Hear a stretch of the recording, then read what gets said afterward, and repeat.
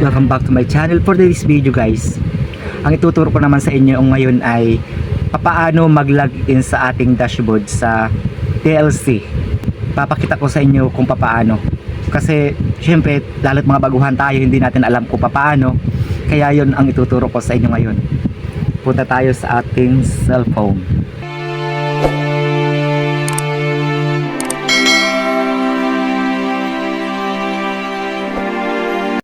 Ngayon guys, ang ituturo ko naman sa inyo ay kung paano mag-login sa ating account sa TLC.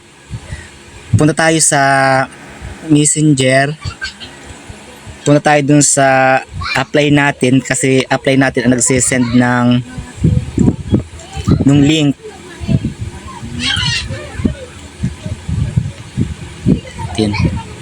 Ng link ito, punta tayo dito. Isinisin sa atin ang apply natin guys para tayo makapag-login.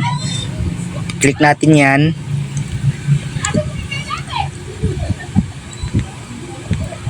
Wait lang guys, kasi mahin ang data dito sa amin. Pindutin natin yung tatlong dot sa taas, then open Chrome. Ito guys ang lalabas. Then ilagay natin ang ating username at saka yung password. Sign in. Tapos ganito guys ang lalabas guys. Ito na guys, dito na natin makikita ang, then pindutin natin itong tatlong line na to sa taas. Wait lang guys.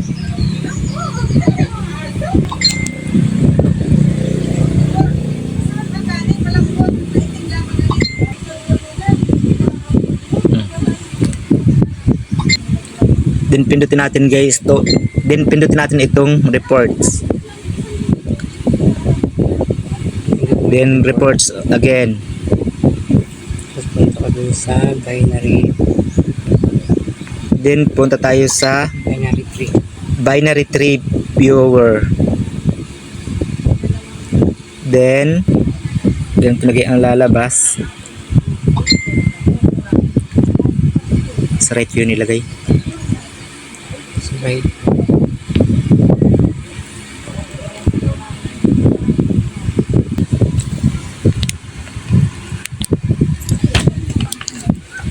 Yun guys, pag na pindot natin ito guys, yung binary tree viewers, lalabas guys kung naging okay yung ating inactive na mga direct.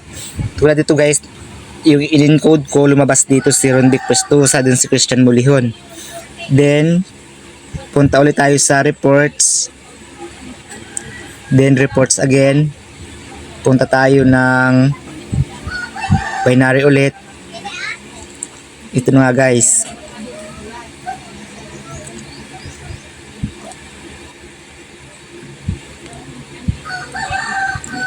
Nandito na siya guys.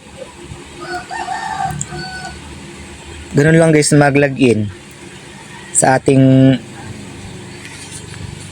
account.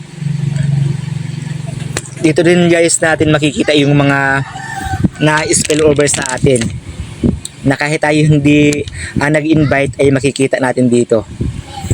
Tulad nito guys, dahil na-active ko ng account ni Ron Vic, andito na siya sa right side ko, kasi yung dalawang in-encode ko ngayon ay sa right side ko inilagay, si Christian Mulihon at saka si Ron Vic.